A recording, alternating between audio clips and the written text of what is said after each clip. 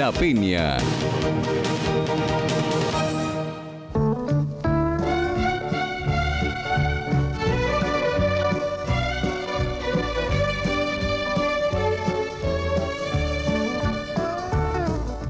Damos comienzo a una nueva edición de La Peña y, como es de costumbre, pidiéndole a todos ustedes que permanezcan en vuestros hogares.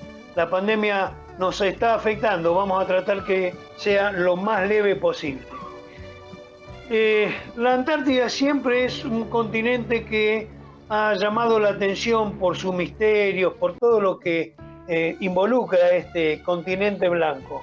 Pero qué mejor que nos cuente todo esto alguien que es un historiador y que se ha dedicado prácticamente toda su carrera a Antártida.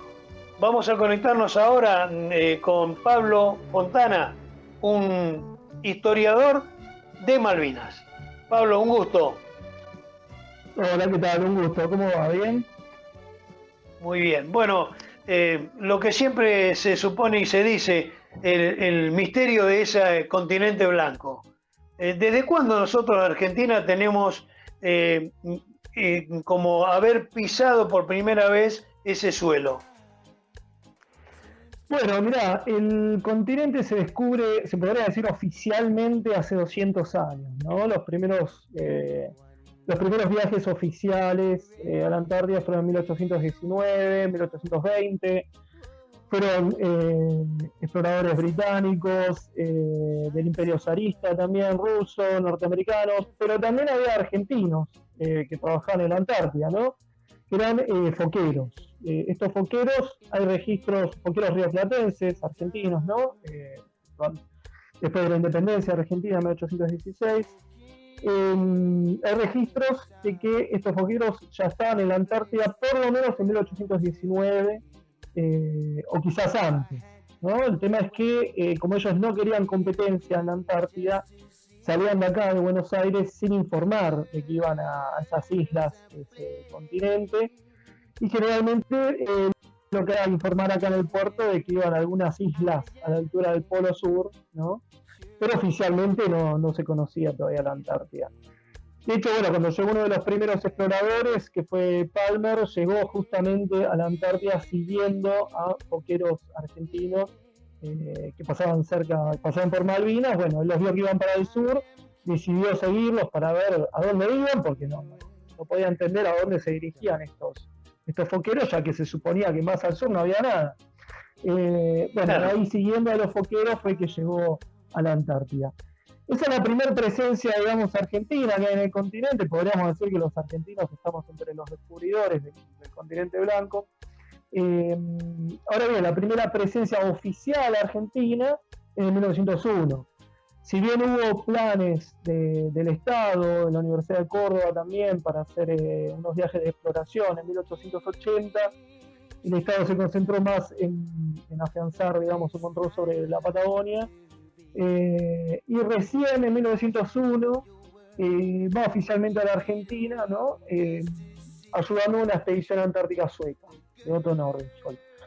A esta expedición, bueno, la ayudan con suministros, pero también le dan un marino, José María Sobral, en ese momento alférez, muy joven, 20 años nomás, para que acompañe a la expedición. Va con la misión de acompañar a la expedición y realizar tareas científicas. Sobral inverna un año en la Antártida. En realidad el plan era que inverne un año junto con los científicos suecos, pero la cuestión es que a la expedición sueca se le termina hundiendo el barco por los hielos en la Antártida. Los náufragos se refugian en una isla y se tiene que quedar invernar un año más, ¿no? O sea, 2 años seguidos invernó el primer argentino en la Antártida, José María Sobral.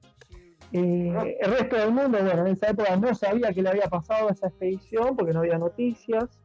No había comunicaciones. Época, claro, no teníamos, digamos, lo que es la telegrafía sin hilos, la radio, ¿no? Entonces, bueno, distintos países deciden organizar expediciones de rescate. Argentina organiza una con la corbeta Uruguay, que está, bueno, ahora en Puerto Madero, funcionando como museo. Y ponen al mando de la expedición a Julián Iriza, ¿no? De la Armada Argentina, teniente Julián Iriza. Bueno, la expedición es la primera en zarpar al rescate, las otras expediciones llegan ya más tarde. Logra encontrar a los invernantes, los rescatan a Sobral, a Nordenhol y también a los náufragos de la Antártida, ¿no? Y esa es, digamos, la entrada en escena oficial del Estado argentino en la Antártida, ¿no? O sea, una entrada en escena heroica a través de la ciencia y del rescate, de una operación de rescate única en su tiempo.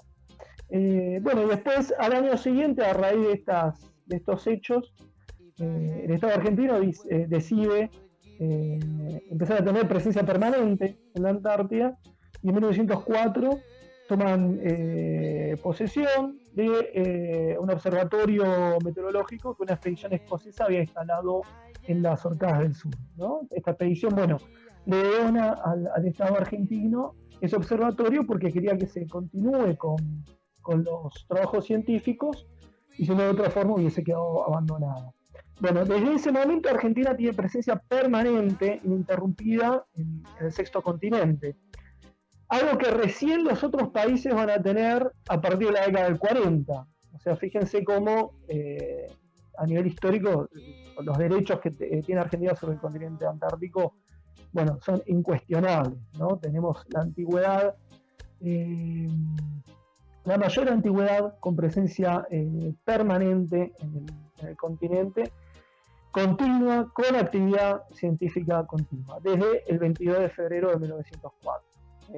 Bueno, y desde ese momento Argentina, como les digo, o sea, la bandera argentina se hizo en el continente y nunca se volvió a arrear.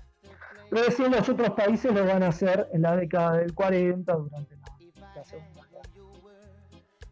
Pablo, y en esa década del 40-50, lo que uno supondría que la Antártida siempre estuvo muy aislada, que no había gente, era casi una avenida 9 de julio en plena actividad, ¿no? Con la cantidad de países que estaban tratando de poder poner pie en la Antártida. Sí, Dios, hay una época, un periodo de fuerte presencia, pero que en realidad son expediciones de exploración o expediciones para ir al Polo Sur, que es una época heroica, que es, digamos, los últimos años del siglo XIX y, digamos, hasta 1911, ¿no? La última expedición de esta fue la de Shackleton durante la Primera Guerra. En esa época, bueno, tenemos varias expediciones, pero como te digo, o sea, duran unos meses, un año, y después ya vuelven a sus países de origen. La única presencia que teníamos, que no es una presencia limitada de tiempo, es la Argentina. No solo la del Observatorio de Orcadas que te decía, sino también la de la Compañía Argentina de Pesca, y esto es muy poco conocido. En 1904, además de tomar posesión del Observatorio de Orcadas, Argentina también instala en las Islas Georgias del Sur, digamos, el primer asentamiento humano, que es la Compañía Argentina de Pesca, en Grytviken, ¿no? Y los barcos de la Compañía Argentina de Pesca van a actuar durante todas esas décadas, hasta principios del 60, en la Antártida. O sea, teníamos esta doble presencia científica y económica en la Antártida. Una vez terminada la época heroica o la Primera Guerra Mundial, la presencia internacional en la Antártida es bastante limitada. Alguna que otra expedición científica o también actividades balleneras de algún que otro país, pero muy limitada. Esto que decís vos de la Antártida, digamos, muy transitada en la época del 40 y del 50, va a cambiar en 1939, ¿no? Ahí, justo antes del comienzo de la Segunda Guerra, empieza un periodo de 20 años, de 2 décadas en la Antártida, de mucho conflicto, de mucha tensión, de un aumento vertiginoso de la presencia de varios países en la Antártida, que va a terminar recién este periodo de 20 años con la firma del Tratado Antártico en 1959, donde se instala, digamos, el status quo legal que sigue hoy en día todavía en la Antártida. Esos 20 años, bueno, que vos hacías mención, son lo que se podría decir la época más caliente de la historia antártica, donde hay una tensión geopolítica muy importante, principalmente entre el Reino Unido y Argentina. un periodo que, como te decía, comienza Pablo, en 1939. Sí, decime. hacemos un impasse y continuamos con esta charla que toca los temas más calientes de lo que yo quería continuar. Un segundito y continuamos.